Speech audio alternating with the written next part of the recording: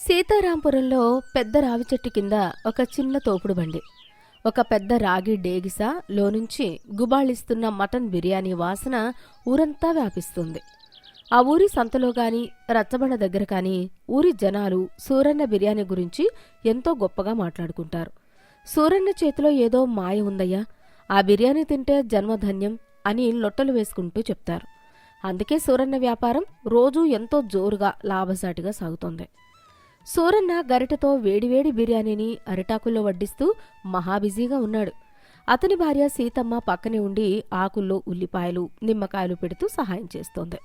రాత్రి 8 గంటల సమయం. బండి దగ్గర జనాలు కిక్కిరిసి ఉన్నారు. అప్పుడే జనాల గుంపులో నుండి రాఘవయ్య గారు నెమ్మదిగా చేతిలో కర్ర పట్టుకుని నడుచుకుంటూ బండి వైపు వచ్చారు. ఆయన ఒకప్పుడు ఆ ఊరికి పెద్ద మనిషి, ఎంతో ధనవంతుడు, ఎంతోమందికి దాన ధర్మాలు చేసినవాడు. కాని ఇప్పుడు ఆయన ముఖంలో ఏదో తెలియని దీనత్వం, కట్టుకున్న బట్టల్లో పాతదనం కనిపిస్తున్నాయి. ఆయన చూడగానే సూరన్న, నమస్కారం రాఘవయ్య గారు, ఈరోజు మా బండి వైపు దయచేశారు. ఒక ప్లేట్ వేడివేడి మటన్ బిర్యానీ ఇవ్వమంటారా అని ఆప్యాయంగానే అడిగాడు. అవును సూరన్న, ఉదయం నుంచి ఏమీ తినలేదు, చాలా ఆకలిగా ఉందయ్యా. కాస్త మెత్తగా ఉన్న ముక్కలు చూసి వేయి. అలాగే బాబుగారు, ఇదిగోండి అని ఎంతో మర్యాదగా ఒక అరిటాకులో కమ్మటి బిర్యానీ వడ్డించి ఇచ్చింది. రాఘవయ్య గారు ఆ ప్లేటు తీసుకుని బండికి ఒక మూలగా నిలబడి ఆకలితో ఎంతో ఆస్వాదిస్తూ తిన్నారు. తినడం పూర్తయ్యాక చేతులు కడుక్కొని తన పాత అంగీ జేబులో నుండి ఒక చిన్న కాగితం ముక్క తీసి సీతమ్మ చేతిలో పెట్టి ఏమీ మాట్లాడకుండా తల దించుకుని నెమ్మదిగా వెళ్ళిపోయారు. సీతమ్మ ఆ కాగితం తెరచి చూసి అయోమయంగా భర్త వైపు చూసింది. ఏమండి, రాఘవయ్య గారు డబ్బులివ్వకుండా ఈ కాగితం మొక్కిచ్చి వెళ్ళిపోయారేంటి? సూరన్న ఆ చీటీని అందుకుని చదివాడు. అందులో ఇలా రాసి ఉంది: సూరన్న, నీకు 100 రూపాయలు ఇవ్వాలి, ఇట్లు రాఘవయ్య. ఆ చీటీ చదవగానే సూరన్నకు చిర్రెత్తుకొచ్చింది. సీతమ్మా, చూసావా ఈ పెద్ద మనుషుల దర్జా? జేబులో చిల్లి కవ్వ లేకపోయినా దర్పం మాత్రం తగ్గదు.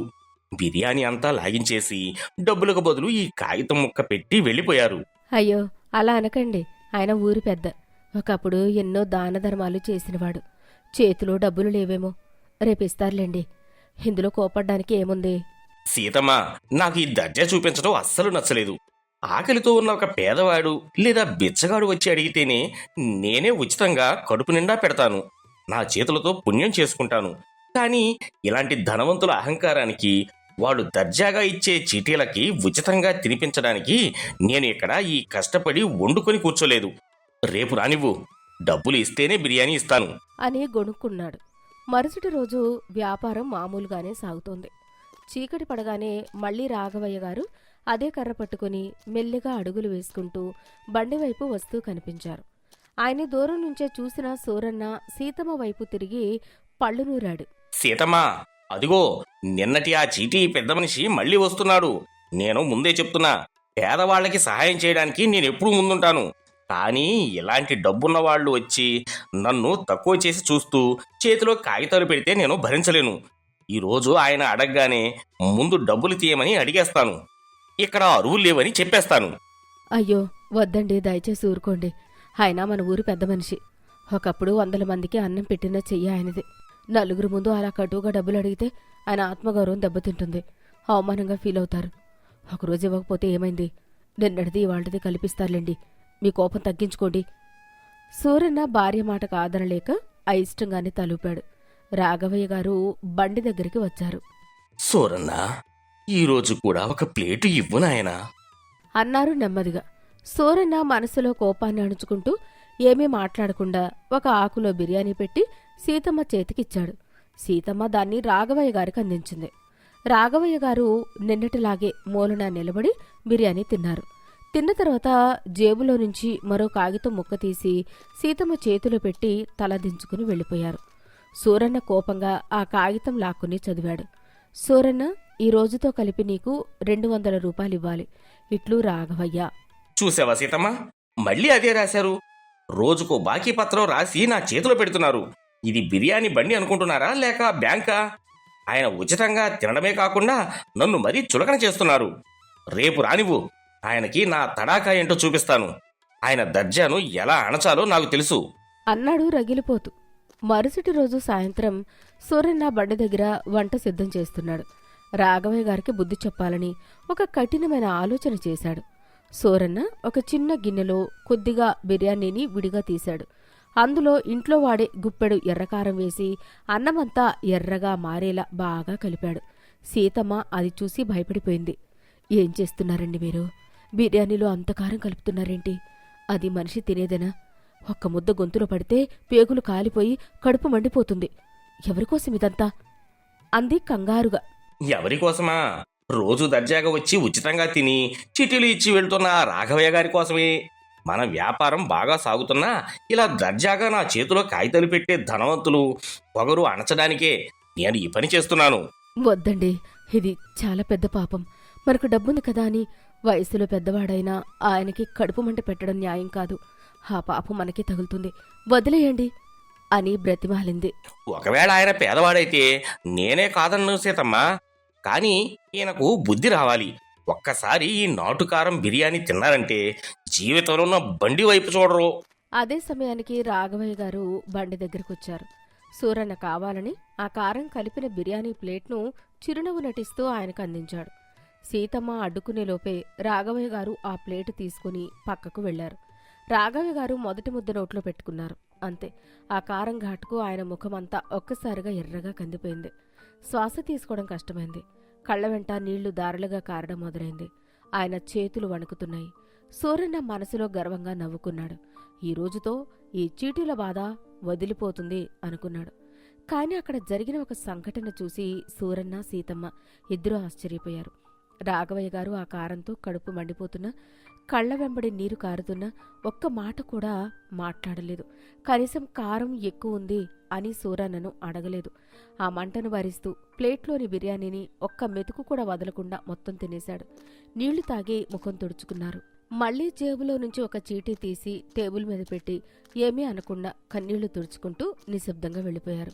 సూరన్న ఆశ్చర్యంతో అయోమయంగా ఆ చీటీని చదివాడు. అందులో ఇలా రాసి ఉంది: అద్భుతం సూరన్న, ఈరోజు బిర్యానీ రుచి చాలా ఘాటుగా ఉంది. నా కడుపు నిండింది. నా బాకీ 300 రూపాయలు. ఇట్లు రాఘవయ్య. ఆ చీటీ చదివిన తర్వాత సూరన్న ఒక్కసారిగా తీవ్రమైన ఆలోచనలో పడిపోయాడు. గర్వం పోయి గుండెల్లో ఏదో భయం మొదలైంది. సీతమ్మ, నేను చాలా పెద్ద తప్పు చేశానా? ఎవరి కడుపైనా ఆకలితో నకనకలాడుతుంటే తప్ప అంత భయంకరమైన కారాన్ని ఎవరూ వదలకుండా తినలేరు. ఆకలితో ఉన్నవాడికి కారం కూడా అమృతంలాగే అనిపిస్తుంది కదా. ఆయన ఎంత ఆకలితో ఉంటే ఆ కారాన్ని పల్లెత్తి మాట అనకుండా అలా తిన్నాడు. పైగా నా వంటను పొగుడుతూ చీటీ రాశాడు. రేపు పొద్దున్నే నేను ఆయన ఇంటికి వెళ్ళి అసలు విషయమేంటో తెలుసుకుంటాను. నాకు మనశ్శాంతి లేకుండా పోయింది అన్నాడు దిగులుగా. మరుసటి రోజు ఉదయం సూరన్న, సీతమ్మ ఇద్దరూ కలిసి రాఘవయ్య గారి పాత పెంకుటింటికి చేరుకున్నారు. వాళ్ళు వెళ్లి ఆ ఇల్లు లోపల చూస్తే సామాన్లన్నీ ఖాళీ అయిపోయాయి. ఒక మంచం తప్ప ఏమీ లేదు. రాఘవయ్య గారు ఒక చిన్న పాత సంచిలో తన బట్టలను సర్దుకుంటున్నారు. ఆయన ముఖంలో కన్నీటి ఛాయలు ఉన్నాయి. సూరన్న లోపలికి అడుగుపెట్టి కంగారుగా అడిగాడు: రాఘవయ్య గారు, ఏంటిదంతా? ఇంట్లో సామాన్లేవి? ఎక్కడికి వెళ్తున్నారు మీరు ఉదయాన్నే? రాఘవయ్య గారు సూరన్నను చూసి చిన్నగా నవ్వి తన జేబులో నుంచి ఒక పాత 500 రూపాయల నోటు తీసి సూరన్న చేతిలో పెట్టాడు. ఈ ఊరిలో నా రుణం తీరిపోయింది సూరన్న. ఏం మాట్లాడుతున్నారు బాబు గారు? మీ ఇల్లు ఖాళీ అవడం ఏంటి? సూరన్న, నా సొంత బంధువు ఒకడు ఊర్లో బ్యాంకు దగ్గర పెద్ద అప్పు తీసుకుంటే పెద్ద మనిషిగా నేను పూచీకత్తు సంతకం పెట్టాను. కానీ వాడు డబ్బులు తీసుకొని రాత్రికి రాత్రే ఊరొదిలి పారిపోయాడు. నాకున్న ఈ ఇల్లును, పొలాన్ని వడ్డీవాళ్లు జప్తు చేశారు. నాకంటూ ఎవ్వరూ లేరు. ఏమీ మిగలలేదు. అందుకే నేను పక్క ఊర్లో ఉన్న అనాథాశ్రమానికి వెళ్తున్నాను. ఇదిగో, నేను తిన్న బిర్యానీ బాకీ 300 రూపాయలు. ఈ 500 ఉంచుకో. నీకే మరో 200 రూపాయలు ఎక్కువ ఇచ్చాను అన్నారు ప్రశాంతంగా. ఆ మాటలు వినగానే సూరన్న గుండె బద్దలైంది. కళ్ల వెంట కన్నీరు జలజలా రాలింది. బాబుగారు, మీ ఇల్లు పోయి అంతా సర్వస్వం కోల్పోతుంటే మీరు నా బండి దగ్గరికి వచ్చి రోజు బిర్యానీ ఎందుకు తిన్నారు? నన్ను ఉచితంగా అడగలేకపోయారా? చిట్టీలు ఎందుకు రాసిచ్చారు? ఉచితంగా అన్నం తినడం నా ఆత్మగౌరవానికి నచ్చదు సూరన్న. నేను ఎవరి దగ్గర చేయి చాపను. నేను నా చేతితో ఇతరులకు పెట్టడమే తెలుసు కానీ తీసుకోవడం తెలీదు. అందుకే డబ్బుల కోసం చిటీలు రాసిచ్చాను. మరి అంత ఆకలితో ఉన్నప్పుడు ఊర్లో ఎన్నో బళ్ళు ఉన్నాయిగా, మరి నా బండి దగ్గరికే ఎందుకు వచ్చి తిన్నారు బాబుగారు? ఆ ప్రశ్నకు రాఘవయ్య గారు చెప్పిన సమాధానం సూరన్న జీవితాన్ని కుదిపేసింది. ఎందుకు తిన్నానో తెలుసా సూరన్న? సరిగ్గా 25 సంవత్సరాల క్రితం ఒక వర్షం పడుతున్న రాత్రి ఊరి చివరన ఉన్న గుడి అరుగు మీద 20 ఏళ్ల ఒక యువకుడు కూర్చొని బోరున ఏడుస్తున్నాడు. నేను గొడుగు పట్టుకుని అటుగా వెళ్తూ ఆ అబ్బాయిని అడిగాను. అప్పుడు ఆ అబ్బాయి నాతో, అయ్యా, నేనొక అనాథని, నాకు బాగా బిర్యానీ వండటం తప్ప ఇంకే పని రాదు. ఒక తోపుడు బండి పెట్టుకుని వ్యాపారం చేద్దామంటే ఎవరూ ఒక్క రూపాయి కూడా అప్పు ఇవ్వడం లేదు. నా బ్రతుకు దరిద్రంగా తయారైంది అని బాధపడ్డాడు. ఆ వర్షం రాత్రి 500 రూపాయలు తీసి ఆ అబ్బాయి చేతిలో పెట్టాను. ఈరోజు ఆ అబ్బాయి ఈ ఊరిలోనే అతిపెద్ద ప్రసిద్ధ బిర్యానీ మాస్టర్ అయ్యాడు. ఆ కుర్రాడు చేతి వంటను తినాలని ఎప్పటినుంచో ఆశ. నా జీవితపు చివరపు రోజుల్లో నాకు అన్నీ పోయిన తరువాత నేను చేసిన ఆ ఒక్క మంచి పనిని కళ్ళారా చూసుకోవాలనుకున్నాను. ఆ కొడుకు చేతి వంటను పూర్తి గర్వంతో, ఆత్మగౌరవంతో తిని ఈ ఊరు వదిలి వెళ్ళాలనుకున్నాను. అందుకే నీ బండి దగ్గరికి వచ్చాను సూరన్న. ఆ మాటలు వినగానే సూరన్నకు ఒక్కసారిగా కాళ్ల కింద భూమి కదిలిపోయినట్టయింది. గొంతులో మాట రాలేదు. 25 ఏళ్ల క్రితం అర్ధరాత్రి వర్షంలో తన జీవితాన్ని నిలబెట్టడానికి 500 రూపాయలు సహాయం చేసిన ఆ దేవుడి ముఖం ఈరోజు ముసలివాడై అనాథగా నిలబడిన ఈ రాఘవయ్య గారి ముఖం ఒక్కటే అని సూరన్నకు అప్పుడు గుర్తొచ్చింది. నిన్న నువ్వు అన్నంలో అంత కారం కలిపినా నాకు అందులో కారం కనిపించలేదు. నా డబ్బులతో పైకొచ్చిన నా కొడుకు వడ్డించిన ప్రేమే కనిపించింది సూరన్న. అందుకే అమృతంలా వదలకుండా తిన్నాను. సూరన్న రాఘవయ్య గారి కాళ్ల మీద పడిపోయాడు. బోరున చిన్నపిల్లాళ్ళ ఏడ్చేశాడు. అయ్యో, నన్ను క్షమించండి బాబుగారు, నన్ను క్షమించండి. డబ్బు మదంతో కళ్ళు మూసుకుపోయి నాకు జీవితాన్ని ఇచ్చిన దేవుడి ముఖాన్ని కూడా గుర్తుపట్టలేకపోయాను. నాకు ఇంతటి స్థానాన్ని ఇచ్చిన మిమ్మల్ని నిన్న బిర్యానీలో కారం ఎక్కువగా కలిపి అవమానించారు. నేను చేసిన దానికి నా చేతులు నరుక్కున్నా నా పాపం తీరదు బాబుగారు. నేను నరకానికి పోతాను అంటూ వెక్కి వెక్కి ఏడ్చాడు. రాఘవయ్య గారు సూరన్నను పైకి లేపి గుండెలకు హత్తుకున్నారు. సీతమ్మ కూడా కన్నీళ్లతో ఆయనకు నమస్కరించింది. సూరన్న రాఘవయ్య గారిచ్చిన 500 రూపాయల నోటును తిరిగి ఆయన చేతిలోనే పెట్టాడు. నాకు మీరు 300 రూపాయలు బాకీ లేరు బాబుగారు. మీరు ఆనాడు ఇచ్చిన ఆ 500కి దానికి 25 ఏళ్లు వడ్డీకి కలిపి నా ప్రాణాన్ని రాసిచ్చినా కూడా నేను మీకు బాకీ ఉన్నాను. నా వ్యాపారం ఎంత బాగా సాగినా ఈ బండికి అసలైన యజమాని మీరే. నా ఊపిరి ఉన్నంతకాలం మిమ్మల్ని ఆ వృద్ధాశ్రమానికి వెళ్ళనివ్వను. నా చేతులతో మీకు రోజు అన్నం పెడతాను. మీరు మాతోనే ఉంటారు అన్నాడు సూరన్న గట్టిగా. సీతమ్మ ముందుకొచ్చి రాఘవయ్య గారి చేతిలోని బట్టల సంచిని తీసుకుంది. అవును బాబుగారు, ఒక కొడుకు కోడలు ఉన్న ఇంట్లో మీరు అనాథలు ఎలా అవుతారు? పదండి, మన ఇంటికి వెళ్దాం అంది ఎంతో ఆదరంగా. రాఘవయ్య గారి కళ్లలో ఆనంద బాష్పాలు రాలాయి. సూరన్న ఆయన చెయ్యి పట్టుకుని ఎంతో గర్వంగా తన ఇంటికి తీసుకెళ్లాడు. సూరన్న వేడివేడి బిర్యానీలో కారం ఉండొచ్చేమో కాని అతని మనసులో మాత్రం కృతజ్ఞత అనే అమృతం నిండిపోయింది. నీతి: మన కష్టకాలలో సహాయం చేసిన వారిని ఎన్నటికీ మర్చిపోకూడదు. డబ్బు వచ్చాక గతం మర్చిపోవడం అహంకారం. కష్టకాలలో ఆదుకోవడం మానవత్వం. వ్యాపారం లేదా డబ్బు తెచ్చిన గర్వంతో ఎదుటివారిని తక్కువ చేసి చూడకూడదు. ఎవరి పరిస్థితి ఎప్పుడు ఎలా మారుతుందో ఎవరికీ తెలియదు. ఆపదలో ఉన్న, పేదరికంలోకి నెట్టబడిన ఆత్మగౌరవాన్ని కోల్పోకుండా బతకడమే నిజమైన వ్యక్తిత్వం. గోదావరి జిల్లాలోని శ్రీపురం పల్లెటూరు. ఆ ఊరి మధ్యలో ఉన్న పెంకుటింట్లో అత్తగారు కాంతమ్మ, కోడలు సీత. ఇద్దరికీ ఒకరంటే ఒకరికి పడదు. చీటికి మాటికి గొడవలే. ఉదయం నిద్రలేచింది మొదలు రాత్రి పడుకునేదాకా ఆ ఇల్లు కురుక్షేత్రాన్ని తలపిస్తుంది. ఇద్దరి మధ్య నలిగిపోతూ శ్రీనివాస్ నరకం అనుభవిస్తున్నాడు. వంటగదిలో పొయ్యి మీద పప్పు ఉడుకుతోంది. కాంతమ్మ గిన్నెలో పప్పు రుచి చూసి ఒక్కసారిగా మండిపడుతోంది. ఏమే సీత, ఎక్కడున్నావే మహారాణి? ఇలారా ముందుకు. ఆ పప్పులో అంత ఉప్పు గుమ్మరించావేంటి? ఉప్పు డబ్బా బోలించావా ఏంటి? నా కొడుకుకి బీపీ తెప్పించి చంపేయాలని చూస్తున్నావా? పెరట్లో అంట్లు తోముతున్న సీత కోపంగా చీర కొంగు నడుముకు దోపుకొని వంటగదిలోకి వస్తోంది. ఏంటత్తయ్య పొద్దునే ఆ అరుపులో? శ్రీపురం ఊరంతా వినబడుతుంది. నేను ఉప్పు సరిగానే వేశానత్తయ్య. మీకే వయసు మీద పడిపోయి నాలుక రుచి చచ్చిపోయి ఏది తిన్నా ఉప్పగా వంకరగా అనిపిస్తోంది. ఇంట్లో ఏ ఒక్క పని చెయ్యకపోయినా కుర్చీలో కూర్చొని నేను చేసే ప్రతి పనిలో వంకలు పెట్టడమే పనైపోయింది మీకు. ఎంతేసి మాటలంటున్నావే? నా నాలుక రుచి చచ్చిపోయిందా? ఈ ఇంటికి కోడలుగా వచ్చావా, లేక నా నెత్తిన కూర్చోడానికొచ్చావా? నా కొడుకు రాని, ఇవాళ నీ పని చెప్తాను. నిన్ను ఇంట్లో నుంచి గెంటించేదాకా నేను నిద్రపోను.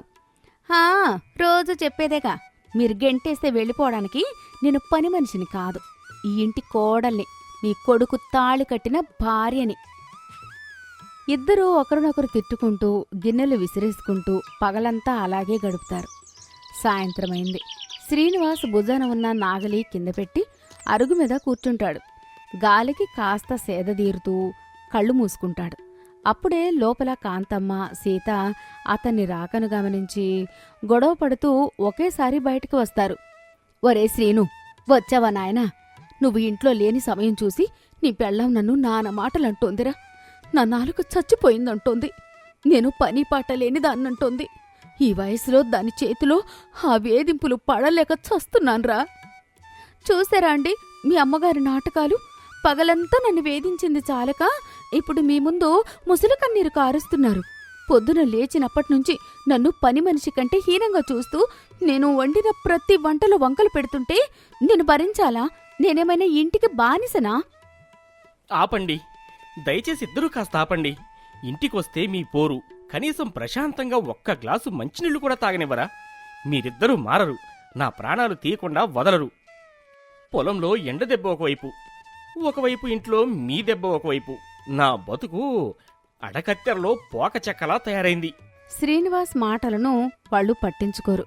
నీ భార్యకు పొగరు ఎక్కువైందిరా, దాన్ని పుట్టింటికి తరిమై. మీ అమ్మకు అహంకారం ఎక్కువైందండి, ఆవిడ్ని ఏదైనా ఆశ్రమానికి పంపించేయండి. ఆపండి అంటుంటే వినపడడం లేదా? ఇదో ఇల్లా లేక ఆలమండ సంత? రోజు మీ గొడవలు విని వీధిలో వాళ్ళంతా నవ్వుకుంటున్నారు. నవమాసాలు మోసి కన్నందుకు, పెంచి పెద్ద చేసినందుకు నాకిది దక్కాలే. ఈరోజు నా మాట వాడికి చేదు అయిపోయింది. నీ మాటలతో ఆయనకు నా మీద ప్రేమ లేకుండా చేస్తున్నారు. అసలు ఈ ఇంట్లో నాకో లెక్కపత్రం ఉందా? నా మాటకు విలువుందా? అమ్మా సీత, మీ ఇద్దరికీ నా 2 చేతులెత్తి దండం పెడతాను. మీ పాదాలకు దండం పెడతాను. నాకు ఈ బతుకు వద్దు. ఇంకొక్క క్షణం నేను ఈ ఇంట్లో ఉంటే నాకు పిచ్చెక్కిపోవడం ఖాయం. మీ పోరు భరించడం కన్నా ఆ పొలంలోనే ఓ చిన్న పాక వేసుకుని అక్కడే వండుకొని పడుకుంటాను. మీరిద్దరూ ఇల్లు పంచుకుని హాయిగా కొట్టుకు చావండి. చిచి! అలా కోపంగా అరుస్తూ శ్రీనివాస్ పక్కనే ఉన్న తన పాత సంచి తీసుకుని వెనక్కి తిరిగి చూడకుండా చీకటి పడుతున్న ఆ సమయంలో తన పొలానికి నడుచుకుంటూ వెళ్ళిపోయాడు. కాంతమ్మ, సీత ఇద్దరూ బిత్తరపోయి అలా చూస్తూ ఉండిపోయారు. కాని వారిలో అహంకారం మాత్రం ఇంకా చావలేదు. వాడే రేపు పొద్దునకి వస్తాళ్లే అని ఎవరి గదిలోకి వాళ్లు వెళ్లి తలుపులు వేసుకున్నారు. రాత్రి 8 గంటలైంది. శ్రీనివాస్ ఊరి చివర ఉన్న తన పొలానికి చేరుకున్నాడు. ఆ పొలం గట్టున ఒక చాలా పెద్ద పాతకాలపు పెద్ద చెట్టు ఉంది. ఆ చీకట్లో శ్రీనివాస్ ఆ చెట్టు కింద చతికిలబడి కూర్చున్నాడు. తను పడుతున్న అగచాట్లు, భార్యా తల్లి పెడుతున్న నరకం తలుచుకుని కుమిలి కుమిలి ఏడవడం మొదలుపెట్టాడు. ఎంత కర్మరా దేవుడా నాది! రోజంతా మట్టిలో కష్టపడితే ఒక పూట ప్రశాంతంగా అన్నం తినే యోగం లేదు నాకు. అమ్మను కాదనలేను, కట్టుకున్న భార్యను వదులుకోలేను. ఇద్దరికీ ఒకరంటే ఒకరి పడదు. ఈ బతుకు బతికే కంటే ఈ చెట్టుకు ఉరివేసుకుని ప్రాణాలు వదలున్నాయం. సరిగ్గా అప్పుడే వాతావరణం ఒక్కసారిగా చల్లబడింది. భయంకరమైన గాలి వీయడం మొదలైంది. శ్రీనివాస్ కూర్చున్న ఆ పెద్ద చెట్టుపైనే నివాసం ఉంటున్న 2 దయ్యాలు శ్రీనివాస్ ఏడుపు విని ఆ చెట్టుపైనుంచి నెమ్మదిగా శ్రీనివాస్ ముందుకు దిగాయి. అందులో భద్రమ్మ ముసలి దెయ్యం. ఏడుస్తున్నావా నాయనా? మా చెట్టు కింద కూర్చొని అంతలా ఎందుకు బాధపడుతున్నావు బాబూ? శ్రీనివాస్ ఉలిక్కిపడి తన తల పైకెత్తి చూశాడు. గాల్లో తేలుతున్న ఆ దయ్యాలను చూడగానే శ్రీనివాస్ గుండె ఆగిపోయినంత పనైంది. ఆ? ఆ? అమ్మ బాబాయ్, దెయ్యాలు! నన్ను తినేయకండి. నాకు పెళ్ళయింది, ఒక ముసలి తల్లి ఉంది. దయచేసి నన్ను వదిలేయండి. భయపడకన్నయ్యా, మేము ఈ చెట్టు మీదే ఉండే దెయ్యాలమే, కానీ మనుషుల్లాగా క్రూరమైన వాళ్ళం కాదు. మమ్మల్ని చూసి భయపడవద్దు. నువ్వు చెట్టు కిందే కూర్చుని ఏడుస్తుంటే నీ బాధ ఏంటో అడుగుదామని కిందకి దిగి వచ్చాము. నీ సమస్య ఏంటి అన్నయ్యా? శ్రీనివాస్ కాస్త ధైర్యం తెచ్చుకుని, ఆ, ఆ, ఆ, నా బాధ ఒకటే దెయ్యం చెల్లిగారు.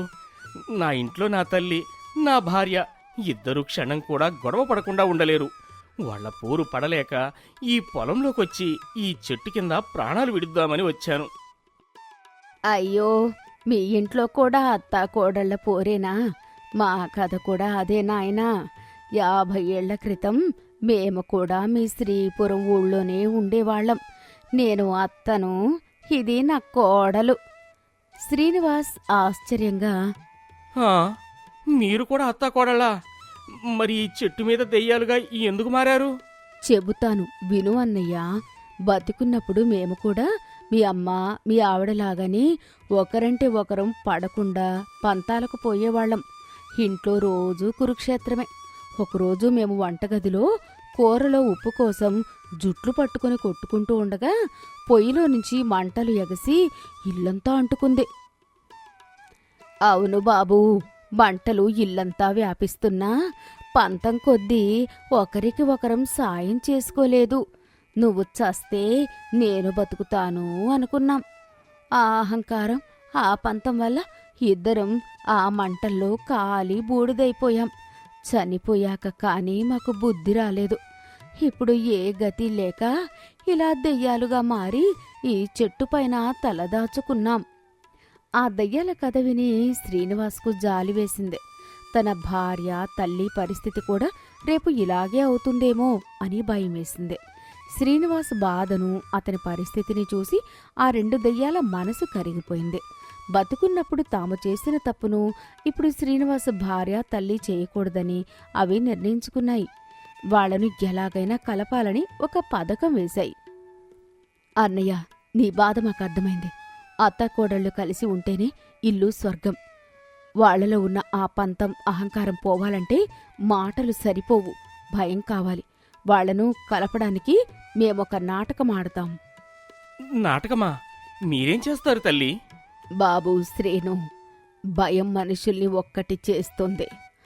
ఈ రాత్రి మేము నీ ఇంటికి వెళ్తాం. ఆ దయ్యాల ట్రీట్మెంటుతో ఒక్క రాత్రిలో వాళ్ళ బుద్ధి దారికి వస్తుంది చూడు. ఆహా, అంతకన్నా కావాల్సింది ఏముంది తల్లి? నా భార్యను, అమ్మను మీరే కలపాలి. వాళ్ల ప్రాణాలకు ఎలాంటి ప్రమాదం లేకుండా వాళ్ల అహంకారాన్ని దించండి చాలు. నువ్వు నిశ్చింతంగా ఇక్కడే ఈ చెట్టు కింద పడుకో అన్నయ్య. రేపు ఉదయం కల్లా నీ ఇల్లు నందనవందంగా మారుతుంది. పదండి అత్తయ్య, మనం ఆ శ్రీపురం పెంకుటింటికి వెళ్ళి వద్దాం అని చెప్తూ ఆ 2 దెయ్యాలు గాల్లోకి ఎగిరి శ్రీనివాస్ ఇంటి వైపు బయలుదేరాయి. అర్ధరాత్రి 12 గంటలైంది. శ్రీనివాస్ ఇంట్లో కాంతమ్మ, సీత ఎవరి గదిలో వాళ్ళు తలుపులు వేసుకుని పడుకున్నారు. బయట విపరీతమైన గాలి వీస్తోంది. పిల్లులు అరుస్తున్న శబ్దాలు వస్తున్నాయి. సరిగ్గా అప్పుడే ఆ 2 దెయ్యాలు ఆ ఇంట్లోకి ప్రవేశించాయి. కాంతమ్మ మంచం మీద నిద్రపోతుంది. గది తలుపులు వాటంతటా అవే భయంకరమైన శబ్దంతో తెరుచుకున్నాయి. ముసలి దెయ్యం భద్రమ్మ కాంతమ్మ మంచం పక్కన నిలబడి భయంకరంగా నవ్వింది. కాంతమ్మ, ఓసి గయ్యాళి కాంతమ్మ, లేవే, నిద్రలే. కాంతమ్మ ఉలిక్కిపడి లేచి ఎదురుగా ఉన్న దయ్యాన్ని చూసి గుండె ఆగిపోయినంత పనైంది. అయ్యో దయ్యం! సీత, ఓ సీత, నన్ను కాపాడు తల్లి. నేనే నీ ప్రాణాలు తీయడానికి వచ్చిన దయ్యాన్ని. నీ కోడల్ని ఏడిపిస్తావా? నీ కొడుకుని ఇంటి నుంచి వెళ్ళగొడతావా? నీకు పొగరెక్కువైందే మోసలిదానా, ఇప్పుడే నీ రక్తం తాగుతాను. కాంతమ్మ అమ్మో చచ్చాను సీత అని కేకలు వేస్తూ గదిలో నుంచి హాల్లోకి పరుగులు తీస్తుంది. అదే సమయంలో గౌరీ దెయ్యం గౌరీ సీత గదిలోకి వెళ్ళింది. సీత, నీకు భర్తంటే గౌరవం లేదు, అత్తంటే భయం లేదు. అత్తను ఎదిరిస్తావా? ఈ రాత్రికి నిన్ను వండుకొని తినేస్తాను. అమ్మో అత్తయ్య, నన్ను కాపాడండి. నేనింకెప్పుడు మీకు ఎదురు చెప్పను. మీరెలా చెప్తే అలాగే వింటాను అని అరుస్తూ బయటికి పరుగులు తీస్తుంది. కాంతమ్మ సీత ఇద్దరూ ప్రాణభయంతో అరుచుకుంటూ ఒకేసారి హాల్లోకి వచ్చి పడ్డారు. సీత, సీత, నన్ను కాపాడవే, నా గదిలో దెయ్యం ఉంది. అత్తయ్య, నా గదిలో కూడా దెయ్యం ఉందత్తయ్య, నన్ను చంపేస్తానంటుంది. అప్పుడే ఆ రెండు దెయ్యాలు హాల్లోకి వచ్చాయి. వాళ్ళిద్దరిని చూసి పెద్దగా భయంకరంగా నవ్వాయి. ఏంటే ముసలిదానా, అత్త కోడళ్ళు ఇద్దరు విడిపోయారుగా, మీ గొడవలతో ఇంటిని నరకం చేశారుగా. మీరు విడివిడిగా ఉంటే మాకు చాలా ఇష్టం. ఇప్పుడు మీ ఇద్దరిని చంపి మేం రక్తం తాగుతాం. ఆ మాట వినగానే కాంతమ్మకు సీతకు ఒక విషయం అర్థమైంది. తాము పంతాలకు పోయి విడివిడిగా ఒంటరిగా ఉండడం వల్లే దయ్యాలు దాడి చేస్తున్నాయని గ్రహించారు. లేదు దయ్యం, మమ్మల్ని ఏమీ చేయకు. ఈ రోజు నుంచి మేమిద్దరం కలిసే ఉంటాం. ఇంకెప్పుడు గొడవపడం. దేవుడి మీద ఒట్టు. మా మధ్య ఇక ఎలాంటి పొట్లాటలు ఉండవు. అవును దయ్యం, ఈ రోజు నుంచి మేమెప్పుడూ గొడవపడం.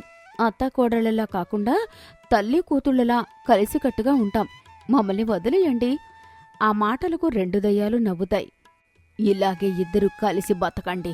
మళ్ళీ ఏ రోజైనా గొడవ పడ్డారో ఈసారి నేరుగా వచ్చి మీ ప్రాణాలు తీసుకెళ్తాం. అలా హెచ్చరించి ఆ రెండు దెయ్యాలు కిటికీలో నుంచి గాల్లోకి మాయమైపోయాయి. కాంతమ్మ సీత ఆ రాత్రంతా భయంతో వణుకుతూ హాల్లోనే నిద్రపోయారు. ఉదయం సూర్యుడు ఉదయించాడు. కాంతమ్మ సీత నిద్రలేచారు. రాత్రి జరిగిన సంఘటన వాళ్ల జీవితాన్ని మార్చేసింది. తమ అహంకారం పంతం వల్ల తాము ఎంత ఒంటరి వాళ్ళమయ్యామో, ప్రాణానికే ప్రమాదం ఎలా తెచ్చుకున్నామో వాళ్లకు అర్థమైంది. నన్ను క్షమించు సీత, నా అహంకారంతో రోజూ వంకలు పెడుతూ నిన్ను వేధించాను. నా కొడుకును నా చేతులతోనే ఇంటి నుంచి వెళ్ళగొట్టాను.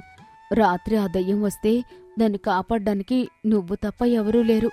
ఇవాళ్టి నుంచి నువ్వు నా కోడలివి కాదమ్మా, నా కూతురివి. లేదత్తయ్యా, తప్పు నాది కూడా ఉంది. మీ వయస్సును మీ కష్టాన్ని గౌరవించకుండా పంతాలకు పోయి ఎదురు సమాధానాలు చెప్పాను. నేనే కాస్త తగ్గి సర్దుకుపోవాల్సిందే. ఈ ఇల్లు మీది, ఈ ఇంటికి యజమానురాలు మీరే. ఇకపై మిమ్మల్ని నా కన్న తల్లిలా పూజించుకుంటానత్తయ్యా. అటు పొలంలో ఉదయాన్నే నిద్రలేచిన శ్రీనివాస్ కంగారుగా ఇంటికి బయలుదేరాడు. ఆ దయ్యాలు ఏం చేశాయో ఏమో, నా భార్య అమ్మ క్షేమంగా ఉన్నారో లేదో అని భయపడుతూ ఇంటికి వచ్చాడు. వంటగదిలో నుంచి నవ్వులు వినిపిస్తున్నాయి. లోపలికి వెళ్లి చూసేసరికి కాంతమ్మ ఒక పీట మీద కూర్చుని కూరగాయలు తరుగుతూ సీతతో నవ్వుతూ కబుర్లు చెప్తోంది. సీత ఎంతో ఆనందంగా పాడుకుంటూ వంట చేస్తోంది. అమ్మా సీత, ఏంటి ఇదంతా? మీరిద్దరూ గొడవ పడడం లేదా? ఏం మాట్లాడుతున్నావురా శ్రీను? మేము ఎందుకు గొడవ పడతాం? నా కూతురు లాంటి కోడలు కష్టపడుతుంటే సాయం చేస్తున్నాను. రానాయన, వెళ్ళి కాళ్ళు కడుక్కునిరా. నా కోడలు అద్భుతమైన వంట చేసింది. అవునండి, అత్తయ్యగారు చెప్పినట్లే వండాను. త్వరగా రండి, ఇద్దరం కలిసి మీకు వడ్డిస్తాం. శ్రీనివాస్కు ఆ దయ్యాలు చేసిన మాయ అర్థమైంది. ఆనాటి నుండి ఆ ఇంట్లో గొడవలు లేవు, అరుపులు లేవు. అత్తా కోడళ్ళిద్దరూ తల్లి కూతుళ్లలా కలిసిపోయారు. భద్రమ్మ గౌరీ దయ్యాలు సంతోషంగా నవ్వుకుంటూ ఒక మంచి పని చేసినందుకు వాళ్లకు మోక్షం లభించి పైలోకాలకు వెళ్ళిపోయాయి.